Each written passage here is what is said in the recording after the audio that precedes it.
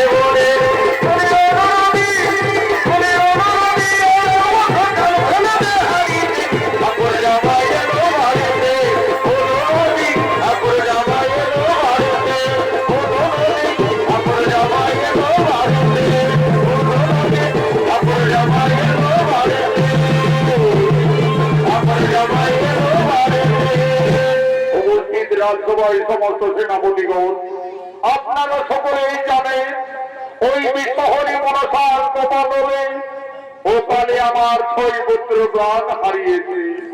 একমাত্র পুত্র নক্ষিন্দর তার দ্বাদশ বর্ষপূর্ণ হওয়ার পূর্বে আমাকে তাকে বিয়ের কাজ সম্পন্ন করতে হবে। এই গুরুদেব